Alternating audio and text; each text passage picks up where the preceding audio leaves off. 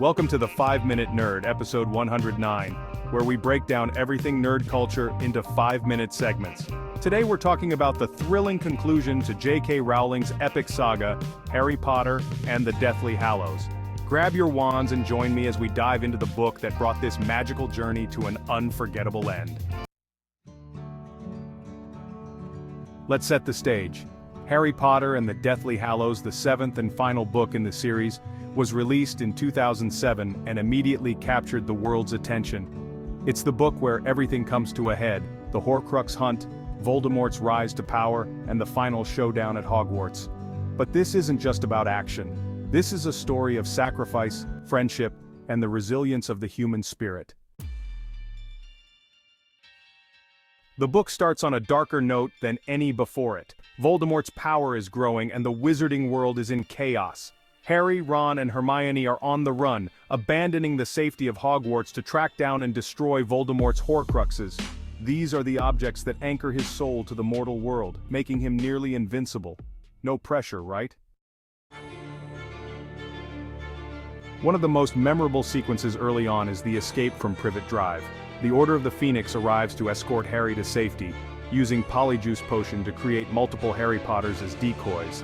This leads to an airborne battle with Death Eaters and a devastating loss, the death of Mad-Eye Moody. It's a stark reminder that no one is safe in this war.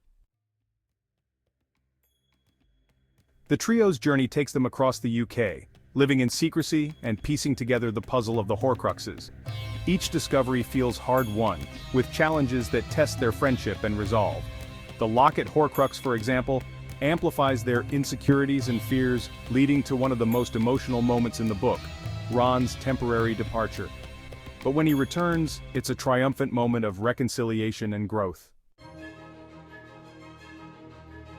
Then there's the tale of the Deathly Hallows themselves.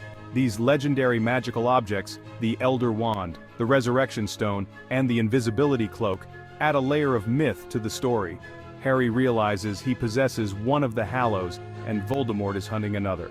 The question becomes, should Harry pursue the Hallows for power or focus solely on the Horcruxes? It's a classic dilemma that speaks to the heart of Harry's character. Of course, we can't talk about Deathly Hallows without mentioning Dobby. The house elf's sacrifice to save Harry and his friends is one of the most heart-wrenching moments in the entire series. His death shows the cost of the fight against Voldemort and the bravery of even the smallest characters. The book's climax is nothing short of legendary. The Battle of Hogwarts is an all-out war, with students, teachers, and magical creatures taking up arms against Voldemort's forces. J.K. Rowling spares no punches here. Major characters fall: Fred Weasley, Lupin, Tonks, but each loss underscores the stakes of this epic confrontation. And then there's Snape. Deathly Hallows gives us the full story of Severus Snape through his memories, and it's a revelation.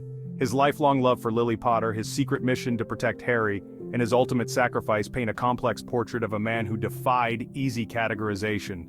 Snape's arc is a testament to the power of redemption and the idea that people are more than their worst mistakes. Finally, we reach the moment that defines the series: Harry's walk into the Forbidden Forest.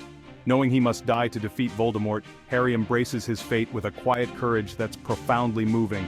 And just when we think all is lost, we get the twist. Harry survives, and the final duel with Voldemort unfolds in the Great Hall. The ending of Deathly Hallows ties up many loose ends, but it's not without its controversies. The epilogue, set 19 years later, gives us a glimpse of Harry, Ron, and Hermione's lives as adults. For some, it's a satisfying conclusion. For others, it feels overly tidy. Regardless of where you stand, it's hard to deny the impact of this book and the series as a whole. Harry Potter and the Deathly Hallows isn't just a story about magic and battles. It's a story about love, loyalty, and the choices that define us.